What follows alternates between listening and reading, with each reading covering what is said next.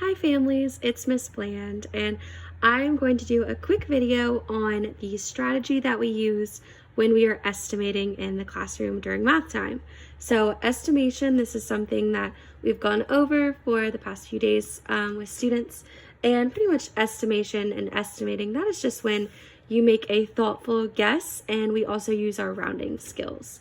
So a quick example for you. Okay, if we have 462 plus 331, okay, and we want to estimate to the nearest 100.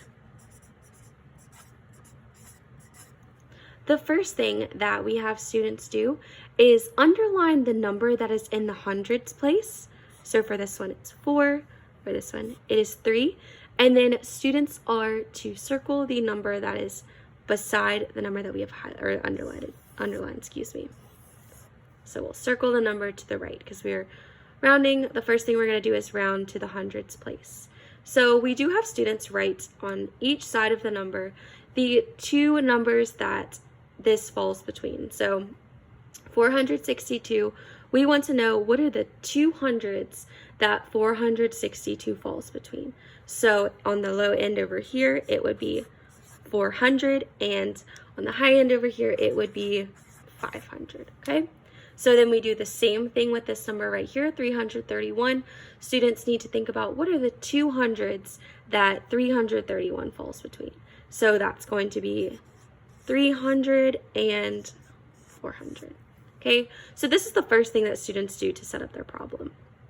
So then moving into the rounding, we do have a few little chants or little things that we say. So if the number that you have circled is 5 and above, then we give the number that we have underlined a shove.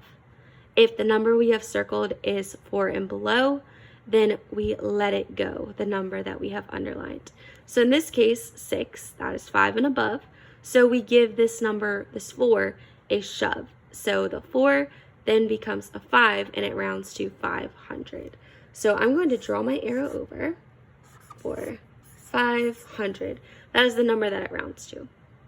Now looking at 331, we have circled the 3. So 3 is 4 and below. So we are going to let it go. So we let that 3 stay.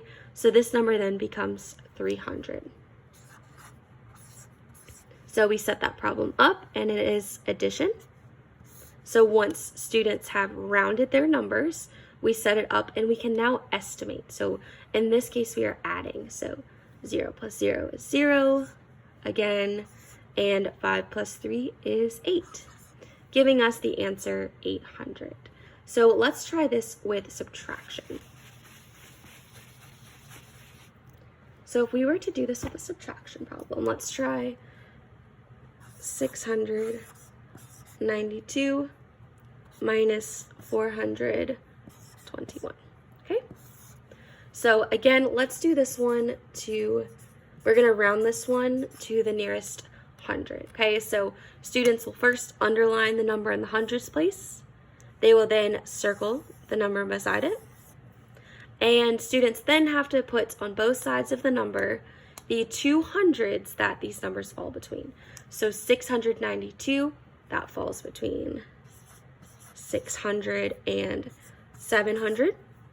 And I do remind students that the number over here on the lower end, it's always going to start with the first digit, pretty much always going to start with that first digit they see. So we see a 6, so I tell them, I'm like, okay, so add your zeros, making it 600, okay? Then 421, the two hundreds that falls between, that would be 400 and 500.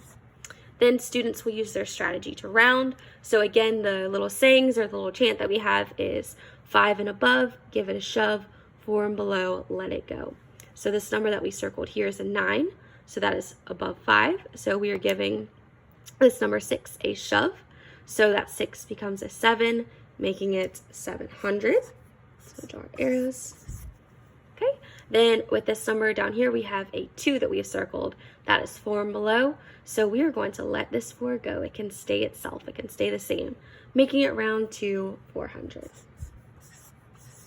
For this particular problem, we are subtracting, so I'll write my subtraction sign. Go over here, 0 minus 0 is 0, same thing, 7 minus 4 is 3. This is the same strategy that we use when rounding to all the different places, like rounding to the tens, hundreds, even thousands place.